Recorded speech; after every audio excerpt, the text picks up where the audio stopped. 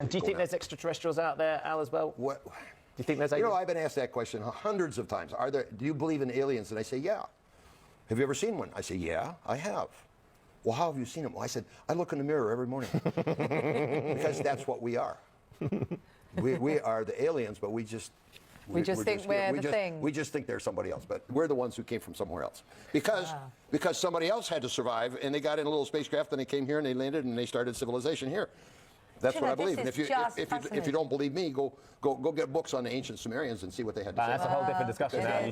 They'll tell you right up front. You've just blown that right open. Yeah. Wow. Sadly, we can't. Y'all want to know who wrote the Bible? Here you go.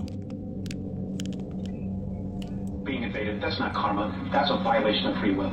You know, if you thought free will is being violated, Alex, what should you do?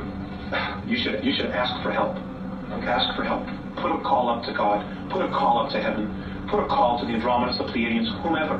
Just put a call up and deal with it. You know, I don't know. I mean, that's just the nature of the beast. They don't like us. We're considered a food source for them. For them. You know, we're a food source for the Greys, but in an entirely different way. Have they taught us to be carnivorous through the belief systems? Have they taught us to eat meat and eat flesh? Well, it lowers the body's vibration. It lowers the body's vibration. So if our body vibrated at a higher length, we would spiritually be evolving regardless of what our religions are teaching us. And they can't have that. They can't have us being free. They can't have us not being in control because then we're responsible for ourselves. So as we move away from eating meat and more towards vegetarianism, we begin to raise our vibrational level and break the cycle. It helps. Not everybody has to stop eating meat. It's not an absolute requirement. It certainly helps. But some people's belief systems will be that they just need a piece of meat. And for whatever their reasons are, that's fine. If you want to eat meat, that's fine. But you know what? Feed your mind. Feed your mind with spirit, with questions about existence, about what it is we're doing here, why we're here, what the hell is really going on. Why is it that I have all The Bible adopted the blood ritual. It adopted the blood sacrifice rituals, which came from the Draconians, man. I'm confused. What other sources are there? But hey, that's what you guys like, man. Aside from our inner selves, which is actually the best place to probably begin looking, but are there other starting points that people can use that you know of? I mentioned Gods of Eden. George Andrews' books, ETs Among Us. There's a lot of information in there that not only deals with the ETs, but also the world political government, which right now is very dangerous for humanity because it's part of the Great Plan. It's part of their regressive alien plan to keep us in jail. Okay, do not pass go, but keep us in jail. Oh God, suddenly I draw a blank. Okay, just as you think about it, interject it into the conversation. Okay. All the dolphins out in Wales are an advanced extraterrestrial race called the Nomos, and they are also from our star system. They are on Sirius C, all right? You think the dolphin is an animal. You think the whale is a fucking animal. That's the lie they told you. They are not animals at all. Anybody that comes from our star system are considered to be the gods, and we are on the headquarter, which is X, Sirius X, Xylenthia, because we created the entire universe. But in our immediate star system, because stars don't exist, but this is what NASA calls it, anytime it's a cluster of planets together, they call that a star system. The Nomos were the one who came and taught the Dogon all about the stars and reminded them about the astrological layout. And it was them returning that gave that information to the Dogon, and the Dogon spread it around the planet. These dances, these masks, these strange rituals have meaning. They describe precisely the relationship between a remote African tribe and the heavens. This tribe believes all life comes from a distant dark star, invisible to the naked eye. Recently, modern science was able to find this star and confirm its existence. Now we must ask, how did a primitive people lacking instruments of any kind discover a dark star hidden deep in space? A desert tribe called the Dogon, isolated in the African wilderness, may have identified a star invisible to the unaided eye. How is this possible? How could the Dogon possess this sophisticated astronomical information? Many cultures claim their knowledge was given them by godlike beings descended from the heavens.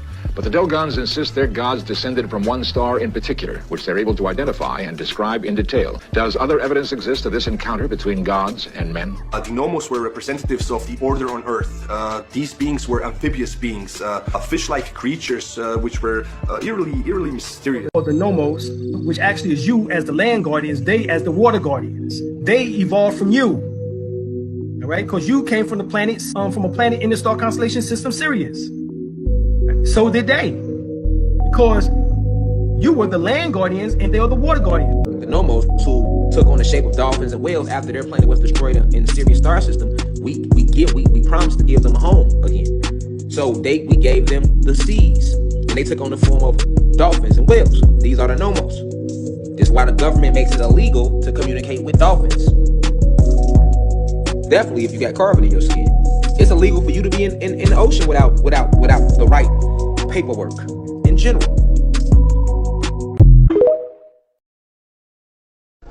Who educated the whole United States government on UFOs? That's right. He'll tell you about UFOs, but he'll never speak about the mothership. But if you go to the Freedom of Information Act, the mothership is under above top secret classification. So where's y'all getting all of this UFO shit from? The mothership is the main ship. It is a ship built a mile by a half mile. That's the dimensions of it. There is nothing on this planet flying that can fly that is a mile by a half mile. You know what kind of ship that is? The metal that it's made from, there are no more on the planet Earth. Where was it built at?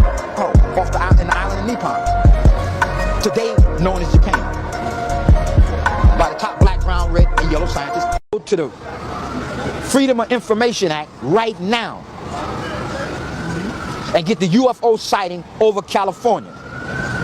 And when the cracker was warned of this, he sent all of his military out to California. And there was 2 ships out there, the mothership and a scout ship. And his military air force fired 1,400 goddamn rounds at these 2 ships, and they didn't move.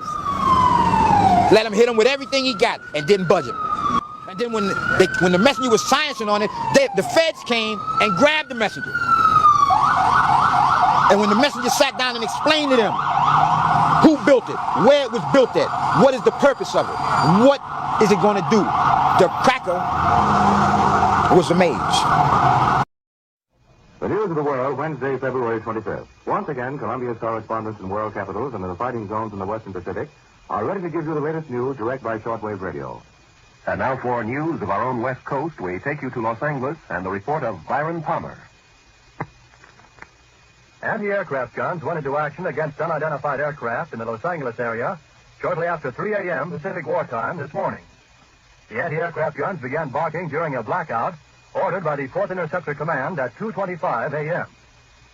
The unidentified object, which some sources thought might be a blimp, moved slowly down the Pacific coast from Santa Monica and disappeared south of Long Beach. Army officials declined to comment on the possibility that the object might have been a blimp. However, it required nearly 30 minutes to travel some 25 miles, far slower than an airplane. Watchers on the rooftop of the Columbia Broadcasting Building in the heart of Hollywood could plainly see the flashes of guns and searchlights sweeping the skies in a wide arc along the coastal area. Concussion of the shells could be felt in downtown Los Angeles, 15 miles away. U.S. Army planes quickly took to the dark skies, but whether they contacted the object has not been announced. Army officials say they will not comment until they receive a full report of the action. Although some watchers say they saw airplanes in the air, semi-official sources say they probably were the U.S. Army's pursuit. Several observers say they saw 1 or more planes spotlighted by 20 or 30 searchlights. The object moved southward, presumably over Huntington Park at the western edge of Los Angeles, and on southward to about Long Beach on the coast. By 3:30 a.m., observers said the object appeared to be over the south of Long Beach. Searchlights closely followed the object down the coast and kept it centered in their glare. Shells frequently could be seen bursting near the object, but none appeared to hit it. The shooting stopped about 3:30 a.m.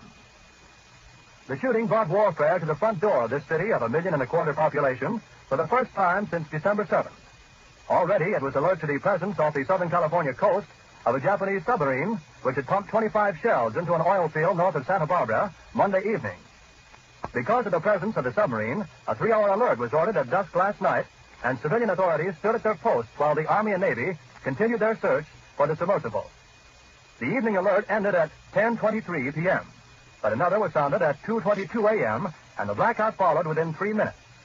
It covered Los Angeles County from Santa Monica to Pomona. At 2:27, all Southern California radio